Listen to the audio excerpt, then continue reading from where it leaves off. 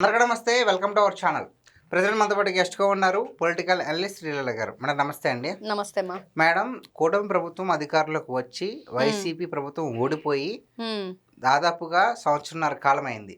ఈ సంవత్సరన్నర కాలంలో అసలు ఆంధ్రప్రదేశ్కి ఏ విధంగా మేలు జరిగిందని మీరు అనుకుంటున్నారు? ఇక్కడ 2019 నుంచి 24 వరకు ఏం జరిగింది, 2024లో కూటమి ప్రభుత్వం అధికారంలోకి వచ్చాక ఇప్పుడు ఏం జరుగుతుంది, క్లియర్ కట్గా అర్థమయ్యేది ఏంటంటే వైఎస్ఆర్సీపీకి 11 ఎందుకు వచ్చినాయి 2024లో. అంటే ఎక్కువ వచ్చాయనా? 11 కూడా ఎందుకు వచ్చాయనా? 11 కూడా ఎలా వచ్చాయని, ఎలా వచ్చాయి, హౌ ఇస్ ఇట్ పాసిబుల్? ఎందుకంటే అంత నీచమైన పరిపాలన ఎవ్వరూ కూడా పరిపాలించరు ఈ విధంగా. మరి ఇంత ఘోరంగా రాష్ట్రాన్ని 30 సంవత్సరాలు వెనక్కి, మళ్ళీ 2024లో కూడా వాళ్ళు వస్తే ఏమయ్యేది, 100 సంవత్సరాలు వెనక్కి వెళ్ళిపోయి మనందరం కూడా మన తాతలు ముత్తాతలు ఏ విధంగా వ్యవసాయం చేసుకుంటూ పేడలతో పిడకలు కొట్టుకుంటూ ఉండేవాళ్ళు, మనం కూడా అలా ఉండేవాళ్ళం. అప్పుడు జగన్మోహన్ రెడ్డి గారు ఆ మధ్య ఏదో ఒక ట్రోలింగ్ జరిగింది. పాపం ఆయన మంచిగానే ఆలోచించాడు, మనకే అర్థం అవటానికి చాలా టైం పట్టిందని. ఆయన ఆలోచన ఏంటి అంటే, అభివృద్ధి జరిగితే ఎక్కడ వీళ్ళు ఇంకా ఎక్కువ అప్డేట్ అయిపోయి ఇబ్బందులను కొని తెచ్చుకుంటారని అనేది జగన్మోహన్ రెడ్డి గారి భయం. మన కోసం అంతలా ఆలోచించారు. రోడ్లు ఎందుకు వేయలేదు అనుకుంటున్నారు? స్పీడ్గా వెళ్ళి యాక్సిడెంట్ అవుతాయి. ముందు వెళ్ళాలి కదండి, స్పీడ్ పక్కన పెడితే ముందు వెళ్ళేలా ఉండాలి కదా రోడ్లు. అదే నువ్వు అర్థం చేసుకోవాలి. అదే నేను చెప్పింది. మీకు అర్థం అవ్వాలంటే మినిమం డిగ్రీ ఉండాలని చెప్పినట్లుగా మీకు ఆయన చెప్పింది కరెక్టేనండి. మనం అర్థం చేసుకోవటంలోనే పొరపాటు ఉంది. మరి అది జగన్మోహన్ రెడ్డి గారి పరిపాలన గురించి చెప్పుకోవాలంటే ఈ రోజున ఎందుకు 11 వచ్చినాయి, ఎలా వచ్చినాయి, ఆయన పరిపాలనకు అవి రాకూడదు కదా అనేది ఈ రోజున అందరూ కూడా తీవ్రంగా చర్చించుకునే విషయం. ఇప్పుడు 11 వచ్చాయి, మరి నెక్స్ట్ టైం వాళ్ళేమో మళ్ళీ మేము అధికారంలోకి వస్తాము, మ్యాజిక్ ఫిగర్ 85 దాటితే మేము రప్ప చూపిస్తాము అంటున్నారు. అంటే వై నాట్ 175 నుంచి 85కి వచ్చారు. మరి ఈసారి ఎన్ని వస్తాయి అనుకుంటున్నారు? ఒక వ్యక్తి మంచంలోంచి లేచే పరిస్థితి లేదు, నేను లేస్తే మనిషినే కాదని అంటాడు. అవును, మరి అది ఈ రోజున వాళ్ళ మాటలు. ఏం చెప్పాలి, 85 దాటం దేవుడికి ఎరుగా. మీరు అసలు జగన్మోహన్ రెడ్డి గారు గెలిస్తే చాలని ప్రజలు అనుకుంటున్నారు.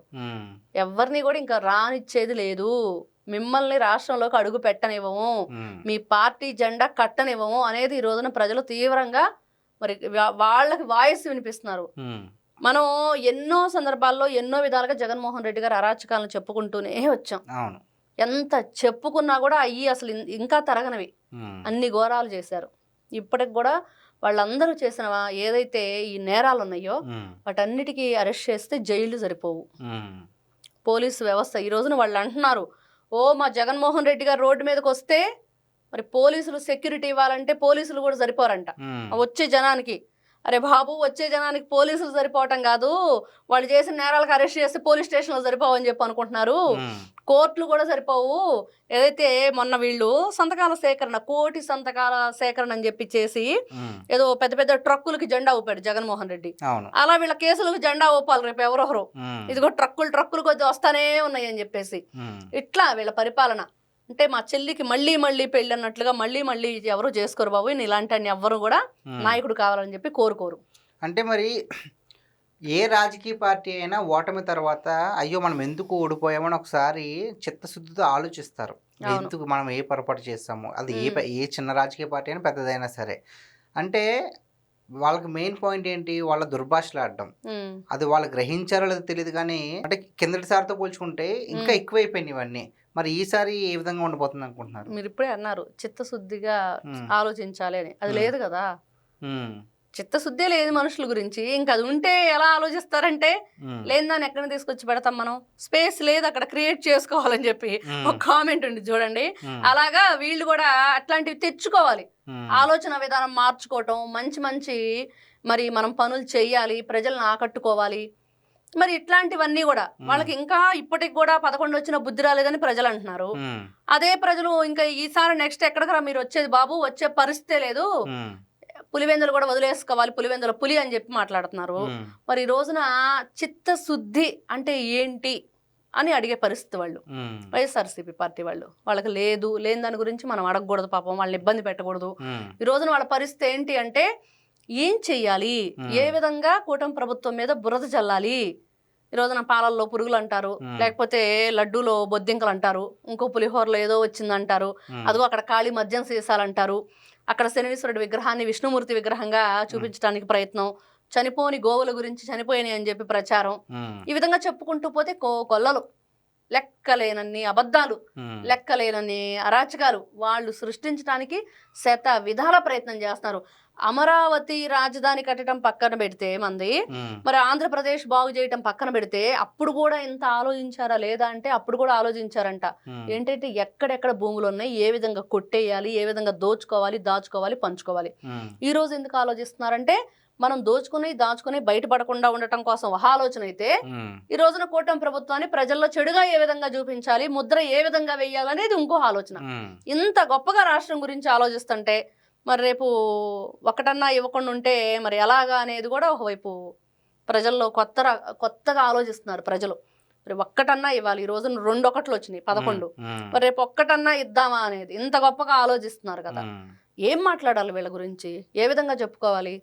రాజకీయ ముసుగులోనే వీళ్ళు అరాచకాలు సృష్టిస్తున్నారు, రాజకీయ ముసుగులోనే వీళ్ళు ఎంతమందిని అంతమొందించారు, రాజకీయ ముసుగులోనే ఇప్పటికి కూడా ఇంకా వాళ్ళ ఆటలు కొనసాగించుకుంటున్నారు. మరి ఈ రోజున కూటమి ప్రభుత్వం అధికారంలోకి వచ్చాక ల్యాండ్ టైటిలింగ్ యాక్ట్ తీసేసింది. నిన్న నారా చంద్రబాబు నాయుడు గారు ఆ పాస్ పుస్తకం తీసుకెళ్ళి రైతుకు అందించినప్పుడు రాజముద్రతో చాలా బాగుంది సార్ పాస్బుక్ అని చెప్పింది. అది కదా కావాలి. జగన్మోహన్ రెడ్డి గారు బొమ్మలు వేసుకోవడానికే సరిపోయింది, ఆయన రంగులు వేసుకోవడానికే సరిపోయింది టైం అంతా. ఆ ఆర్థిక వ్యవస్థని దెబ్బతీసింది ఎవరు? జగన్మోహన్ రెడ్డి గారా కాదా? అక్కడ మరి ప్రతి ఒక్కటి రాష్ట్రంలో ఈ రోజున కూటమి ప్రభుత్వం కులాలకి, మతాలకి, పార్టీలకి అతీతంగా పనిచేస్తుంది. ఇది వాస్తవం గ్రహించాలి. ఈ రోజున వైఎస్ఆర్సీపీ పార్టీ జెండా పట్టుకునే వాళ్ళు ఎవరైనా మీ పిల్లలకు తల్లికి వందనం రాలేదని చెప్పమనండి. ఆ రోజున తెలుగుదేశం పార్టీ జెండా పట్టుకునే వాళ్ళకి రాలేదని నేను చెప్తాను. నాకు తెలిసిన వాళ్ళే ఉన్నారు. వేరి మరి వాళ్ళని చూసి మరి ఇదిగో వీళ్ళు టీడీపీ వాళ్ళు, వీళ్ళు కమ్మ సామాజిక వర్గం వాళ్ళని మరీ విభజన చేసింది జగన్మోహన్ రెడ్డి ప్రభుత్వం. జరిగింది, వాస్తవం, అది ఒప్పుకోవాలి ఎవరైనా సరే. అంటే నేడు ఆ పరిస్థితి లేదంటారు? లేదు. ఎంతో మంది మనం తల్లికి వందనం వేసిన ఫస్ట్ డే నుంచి కూడా చూస్తే వైఎస్ఆర్సీపీ పార్టీకి సంబంధించిన వ్యక్తులు, కొంతమంది ఆ ఇంట్లో గృహిణులు, అన్నయ్య మీకు మేము థ్యాంక్స్ చెప్తున్నాము, మా హస్బెండ్ కూడా చెప్పమన్నారు, మా పిల్లలకి మేము పక్కా వైఎస్ఆర్సీపీ పార్టీకి సంబంధించిన వ్యక్తులం అని తెలిసి కూడా మాకు తల్లికి వందనం వేసిందని చెప్పిన సందర్భాలు ఎన్నో మనం ఆ మెసేజ్లు చూసాము. వాళ్ళకి సంబంధించిన వీడియోలు వైరల్ అయినాయి. మరి ఇంతకంటే ఏం కావాలి చెప్పండి? ఇది కదా ప్రభుత్వం కోరుకునేది. మరి నిన్న కూడా మనం చెప్పుకున్నాం, నారా లోకేష్ గారికి ఒక్క మెయిల్ పెడితే చాలు, ఒక్క ట్వీట్ చేస్తే చాలు, ఇదిగో మాకు ఇట్లాంటి ఇబ్బంది ఉంది అని. ఎవరని చెప్పి తీరా చూస్తే వాళ్ళు ఎవరో కేర్ ఆఫ్ జగన్మోహన్ రెడ్డి మరి సంబంధించిన వ్యక్తులు. అయినా సరే వాళ్ళ అభ్యర్థనని మన్నించి ఖచ్చితంగా మీకు చేస్తానమ్మా, తప్పకుండా మీకు అండగా నిలబడుతుంది కూటమి ప్రభుత్వం, మీరందరూ కూడా నాకు తోడబుట్టిన వాళ్ళతో సమానం అని చెప్పేసి అంత గొప్ప మనసును చాటుకున్న కూటమి ప్రభుత్వం, నారా లోకేష్ గారు, చంద్రబాబు నాయుడు గారు, పవన్ కళ్యాణ్ గారు. మరి ఈ రోజున వీళ్ళ గురించి వీళ్ళు చేస్తున్న ఎలిగేషన్స్, ఒక ఛానల్ ఒక పేపర్ పెట్టుకుని జగన్మోహన్ రెడ్డి గారు ఏ విధంగా రెచ్చిపోతున్నారు. అంబటి రాంబాబు చెప్పారు, అవును మా జగన్మోహన్ రెడ్డిదే ఛానల్, మా జగన్మోహన్ రెడ్డిదే పేపరు అని చెప్పేసి. నిన్న పేరు నాని అంటున్నాడు ఎల్లో మీడియా అని. పచ్చకామర్లు వచ్చి ఆయనకు అంతా ఎల్లో మీడియానే కనిపించింది, దానికి ఎవరూ కాదనలేవు. అది ఆయన ట్రీట్మెంట్ చేయించుకోవాలి, అది వేరే విషయం. ఒక్కసారి ఆయన ఆ మాట అనేటప్పుడు అమరావతి ఆంధ్రప్రదేశ్ మహిళల్ని వేసేల రాజధాని అని చెప్పి మాట్లాడినప్పుడు వాళ్ళ మీడియా ఎక్కడికి వెళ్ళాడు పేరు నాని? మాట్లాడాలి కదా. నువ్వు ఇక్కడ పార్టీలను తీసేసాయి, మహిళలకి అవమానం చేశారు, ఒక రాజధాని మీద నింద వేశారు, ఆంధ్రప్రదేశ్ ఆడపడుచుల మానాభిమానం మీద దెబ్బ కొట్టారు వాళ్ళు. ఎలా ఒప్పుకోవాలి? రోజున ఆడ మనిషి అంటే ఎవరైనా సరే తన ప్రాణం కన్నా కూడా మానం గొప్పగా, తను ప్రాణం పోయినా పర్లేదని చెప్పేసి ఆడది నిలబడిద్ది. మరి మీరు నిలబడగలుగుతారా? మీరు ఈ రోజున దాన్ని ఖండించగలుగుతారా? మీకు చిత్తశుద్ధిని మీరు నిరూపించుకుంటారా? మరి పేరుని నాని, అంబటి రాంబాబు, రోజా వీళ్ళందరూ ఈ రోజున జగన్మోహన్ రెడ్డి గారితో సహా.